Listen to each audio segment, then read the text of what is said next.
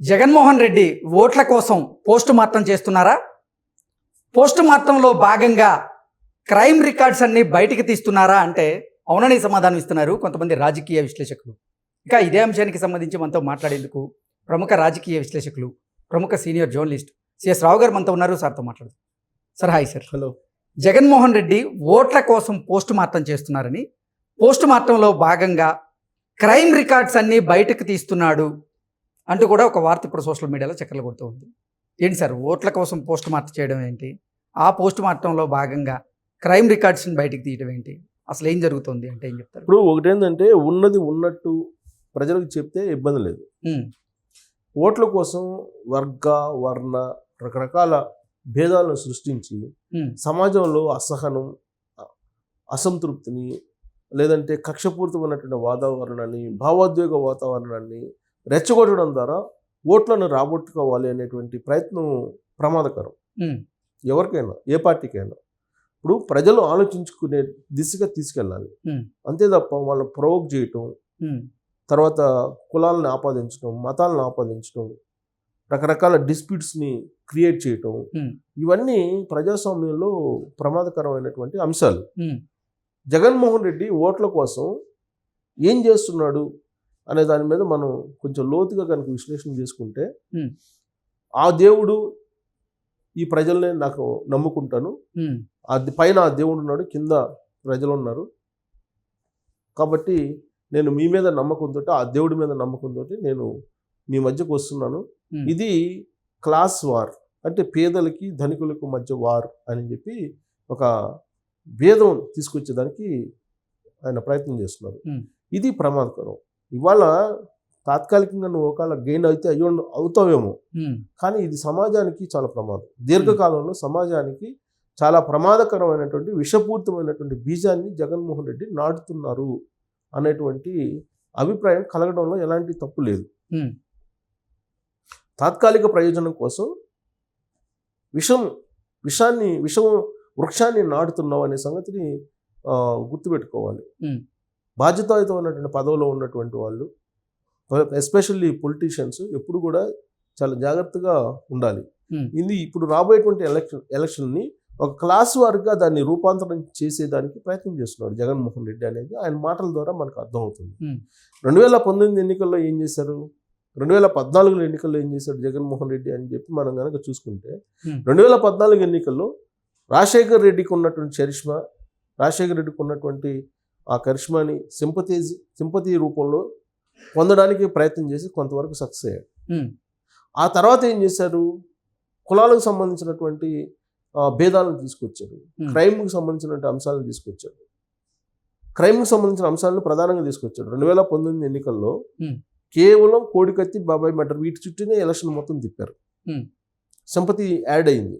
2014లో కేవలం సింపతి కేవలం రాజశేఖర రెడ్డి బొమ్మని, రాజశేఖర రెడ్డి పథకాలను చూపించి జనంలోకి వెళ్ళినటువంటి జగన్మోహన్ రెడ్డి ఆ తర్వాత ఏం చేశారు, వాటికి అదనంగా యాడ్ చేశారు. ఏమిటి, బాబాయ్ మర్డరు అలాగే కోడికత్తి, ఈ రెండింటిని యాడ్ చేసి సక్సెస్ అయ్యారు 2019లో. ఇప్పుడు ఏం చేయాలనుకుంటున్నారు 2024 ఎన్నికల్లో? సింపతి, కోడికత్తి, బాబాయ్ మర్డర్కి తోడు ఇప్పుడు కులాలకు సంబంధించినటువంటి అంశాలని తీసుకొస్తున్నారు, కులాల వర్గీకరణ చేస్తున్నారు, కులాలని చీల్చేస్తున్నారు. దీంతో పాటు మళ్ళా ఇది చాలక క్లాస్ వార్ని తీసుకొస్తున్నారు. ఈ క్లాస్ వార్ అనేది నడవదు, క్లాస్ వారు ఉండదు, నడవదు దక్షిణ భారతదేశంలో అనేది ప్రశాంత్ కిషోర్ ఈ మధ్యకాలంలో చెప్పారు. అది ఉత్తర భారతదేశంలో నడిచిద్ది, కానీ దక్షిణ భారతదేశంలో అది నడవదు అని చెప్పి ప్రశాంత్ కిషోర్ చెప్తూ, రాబోయేటువంటి ఎన్నికల్లో తెలుగుదేశం పార్టీ కూటమి అధికారంలో రాబోతుంది, జగన్మోహన్ రెడ్డి కాళ్ళు పైకి పెట్టి తల కిందకి పెట్టినా కానీ గెలవడు అని చెప్పి ఆయన చెప్పాడు ప్రశాంత్ కిషోర్. తాజాగా ఆయన విశ్లేషణ చేశాడు. ఈ మధ్యకాలంలో హైదరాబాద్లో జరిగినటువంటి ఒక పత్రికా మీడియా సమావేశంలో మీడియాకు సంబంధించిన వేదిక మీద ఆయన మాట్లాడుతూ, రాబోయేటువంటి రోజుల్లో జగన్మోహన్ రెడ్డి ఏదైతే అనుకున్నారో క్లాస్ వార్ వస్తుంది అని చెప్పి ఆంధ్రప్రదేశ్లో, ఆ క్లాస్ వార్ అనేది రావడానికి అవకాశం లేదు, జగన్మోహన్ రెడ్డి ఓడిపోవడం ఖాయం అని చెప్పి చెప్పారు. ఆ రోజు నుంచి ఈ క్లాస్ వార్ అనే దాన్ని బాగా హైలైట్ చేయడం ప్రారంభించాడు జగన్మోహన్ రెడ్డి. ఇటీవల వరకు ఏం చేశాడు, 2019 నుంచి ఆయన ముఖ్యమంత్రి అయిన తర్వాత కులాలతోటి ఆడుకున్నాడు. సామాజిక ఈక్వేషన్, సామాజిక ఇంజనీరింగ్, సోషల్ ఇంజనీరింగ్ అని చెప్పేసి కులాలతోటి ఒక ఆట ఆడుకున్నారు ఆయన. మొత్తం కుల సమీకరణాలు, కుల సంబంధించినటువంటి ప్రస్తావనతోటే ఆయన మొత్తం రాజకీయాన్ని నడిపాడు. ఈవెన్ అధికారంలోకి వచ్చిన తర్వాత అయినా కానీ పరిపాలన మీద దృష్టి పెట్టకుండా ఆయన మొత్తం రాజకీయ కోణంలోనే కులాల సమీకరణతోటే వచ్చారు.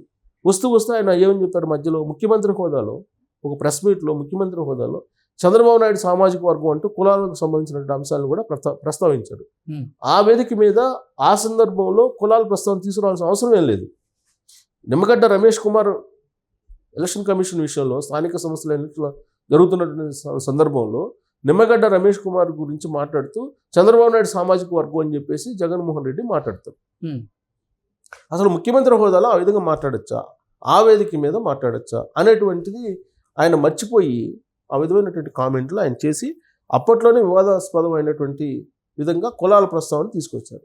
ఆ రోజు నుంచి ఒక సామాజిక వర్గం మీద మిగతా సామాజిక వర్గాలను రెచ్చగొట్టేటువంటి ప్రయత్నం చేశారు. కానీ అది ఫలించలేదు. రెచ్చగొట్టేటువంటి ప్రయత్నం చేస్తూ ఆయన భావోద్వేగాలను రెచ్చగొట్టే ప్రయత్నం చేస్తూ వచ్చారు. కానీ అది ఫలించలేదు అనేటువంటి విషయం తెలిసిన తర్వాత ప్రాంతీయవాదాన్ని తీసుకున్నాడు. 3 రాజధానులు అనేటువంటి అంశాన్ని తీసుకొని 3 ప్రాంతాల మధ్య విభేదాలు సృష్టించాలి, ఆ విభేదాల నుంచి ఓట్లు రాబట్టాలనే ప్రయత్నం చేశారు. అది కూడా సక్సెస్ కాలేదంటే సర్వేలు చెప్తాయి కదా, సక్సెస్ కాల. ఉత్తరాంధ్ర వాళ్ళని రెచ్చగొడితే అక్కడ రాజధాని వైజాగ్లో పెడితే మొత్తం పొలోమని చెప్పి వైఎస్ఆర్ కాంగ్రెస్ పార్టీకి ఓటేస్తారు అని చెప్పి ఆయన అనుకున్నారు. అలాగే రాయలసీమలను రెచ్చగొడితే రాయలసీమలో అంత పొలోమని ఓటేస్తారు అనుకున్నారు. కానీ ఉత్తరాంధ్ర కానీ రాయలసీమ కానీ ఆంధ్ర కానీ అందరూ కలిసి ఉన్నారు. వాళ్ళ మధ్య ఏదో ఒక క్రియేషన్ చేసేసి విభేదాలు తీసుకొచ్చి ఏదో చేయాలి అనేటువంటి ఒక ప్రయత్నం చేసి ఆయన వైఫల్యం చేద్దారు. ఇప్పుడు లాస్ట్కి ఏమొచ్చారు, క్లాస్ వార్ తీసుకురావాలని ప్రయత్నం చేస్తున్నాడు జగన్మోహన్ రెడ్డి. క్లాస్ వార్ ఏంటి, నేను పేదలకు డబ్బులు ఇస్తున్నాను బటన్ నొక్కి, అది ఉన్నత వర్గాలకి ఇష్టం లేదు కాబట్టి ఇది ఉన్నత వర్గాలకి పేదలకి మధ్య జరుగుతున్నటువంటి ఒక యుద్ధంగా దాన్ని క్రియేట్ చేసేటువంటి ప్రయత్నం చేస్తున్నాడు ఈ ఎలక్షన్స్ని. మొత్తం క్రైమ్ రికార్డ్ ఇదంతా క్రైమ్ యాంగిల్లోనే ఎన్నికలను తీసుకెళ్ళిపోతున్నారు. క్లాస్ వారు అనేటువంటిది క్రైమ్ యాంగిల్లోనే, క్రైమ్ రికార్డ్ అంటారు, రికార్డ్స్ అంటారు వీటన్నిటిని కూడా. సో ఆ యాంగిల్లో తీసుకెళ్ళిపోతున్నారు ఇప్పుడు. సో వాస్తవంగా ఎవరు రిచ్ ఎవరు పూరు, అందరికన్నా జగన్మోహన్ రెడ్డి రిచ్చా కాదా? అత్యంత ధనికుడు, అత్యంత విలాసవంతమైన జీవితాన్ని గలుపుతున్నటువంటి వాళ్ళు ఎవరైనా దేశంలో అత్యంత ధనికుడైనటువంటి సీఎంలలో మొదటి స్థానంలో ఉన్నారనేది కేంద్ర ప్రభుత్వం చెప్తుంది, మనం చెప్పడం కాదు. జగన్మోహన్ రెడ్డి 2 హెలికాప్టర్లు బుక్ చేసుకున్నాడా? ఒక హెలికాప్టర్ ఉందా? అది ఆయన సొంతం కాదు కదా, ప్రజాధనమే కదా. అంటే నువ్వు విలాసవంతమైన జీవితాన్ని గడుపుతూ నువ్వు క్లాస్ వార్ అని చెప్పి పేదలకి ధనికులకి మధ్య జరగబోయేటువంటి వారు ఎన్నికలు అని చెప్పి ఎలా చెప్తున్నావు? అంటే లాస్ట్ ఆప్షన్ అది. అతనికి అన్ని ప్రయోగాలు చేసుకుంటూ వచ్చాను, నేను చెప్పాను కదా, సీక్వెన్స్గా చెప్పుకుంటూ వచ్చాను కదా, అన్ని ప్రయోగాలు చేసుకుంటూ వచ్చి ఇప్పుడు క్లాస్ వార్ దగ్గరికి వచ్చారు. క్లాస్ వార్ దగ్గరికి వచ్చి ఆ క్లాస్ వార్ నుంచి ఓట్లు రాబట్టుకోవాలని ప్రయత్నం చేస్తున్నాడు. ఏం చెప్తున్నాడు, నేను వస్తే మీకు ఈ డబ్బులు, బటన్ నొక్కే డబ్బులు మీకు డబ్బులు వస్తాయి, లేదంటే రావు అని చెప్పి ఒక రకంగా బ్లాక్మెయిల్ చేస్తున్నాడు పేదల్ని, తప్పుదవ పట్టిస్తున్నాడు. సో వాళ్ళు ఇప్పుడు కొంతమంది ఏమంటున్నారు, ట్యాక్స్ కట్టేవాళ్ళు మీరు ఉచితాలు ఇస్తూ రాష్ట్ర అభివృద్ధిని మర్చిపోతున్నారు అంటున్నారు.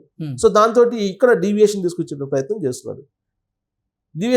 ప్రయత్నం చేస్తూ ఆయన ఇది పేదలకి ధనికులకు మధ్య జరుగుతున్నటువంటి యుద్ధం, నిజంగా కనుక పేదలకి ధనికులకు మధ్య జరిగేటువంటి యుద్ధంగా కనుక ప్రజలు భావిస్తే జగన్మోహన్ రెడ్డిని కడపతో పులివెందులతో సహా ఓడించాలి. కారణం ఏంటంటే జగన్మోహన్ రెడ్డి కన్నా ధనికుడు ఇంకోళ్ళు ఎవరున్నారు? జగన్మోహన్ రెడ్డి మీద ఉన్న ఆరోపణల కన్నా ఎవరిపైనా ఎక్కువ ఉన్నాయా? ఆల్రెడీ సిబిఐ కేసులు ఉన్నాయి కదా, 11 సిబిఐ షార్ట్ షీట్లు ఉన్నాయి కదా, ఈడీ షార్ట్ షీట్లు 7, 8 ఉన్నాయి కదా. అంతకన్నా ధనికులు ఎవరుంటారు? మైనింగ్ని కొల్లగొట్టారా? ఆరోపణలు ఉన్నాయా? ఇసుకని అయిపోయిందా? మద్యాన్ని అమ్ముకుంటున్నారా? భూముల దందా చేస్తున్నారా? మరి ఇంతకన్నా ధనికులు ఎవరున్నారు? నిజంగా జగన్మోహన్ రెడ్డి ఆశిస్తున్న క్లాస్ వార్ రూపంలో వచ్చే ఎన్నికలు జరిగితే జగన్మోహన్ రెడ్డి పులివెందులతో సహా ఓడిపోవాలి లెక్క. అదే కనుక వర్కౌట్ అయితే, ఆయన అనుకున్నది వర్కౌట్ అయితే. సో కాబట్టి ఈ క్రైమ్ యాంగిల్లో పబ్లిక్ని తీసుకెళ్ళటం అనేది ప్రమాదం సమాజానికి, అది మంచిది కాదు. సో ఎవరు ధనికుడు? ఆయన రిషికొండలో ఒక విలాసవంతమైనటువంటి బంగ్లా కట్టించుకున్నారు. ఆల్రెడీ తాడేపల్లి ఒక ప్యాలెస్ అంటారు దాన్ని, ఆల్రెడీ హైదరాబాద్లో మన కళ్ళ ముందే కనపడుతుంది. హైదరాబాద్లో. Hmm. బెంగళూరులో విలాసవంతమైన ప్యాలెస్ ఉందని అందరికీ తెలుసు. ఇన్ని ఏ రాజకీయ నాయకుడికైనా భారతదేశంలో ఉన్నాయా? ఎవరు ధనికుడు, ఎవరు పేద? నిజంగా ధనికుడు పేద అనేటువంటి ఒక క్లాస్ వార్ రూపంలో కనుక ఎన్నికలు జరిగితే ఇవన్నీ జగన్మోహన్ రెడ్డికి సంబంధించిన అన్ని గుర్తు పెట్టుకొని ఓటేయాలి. Hmm. అది కనుక జరిగితే అప్పుడు రిజల్ట్ వేరే విధంగా ఉంటాయి.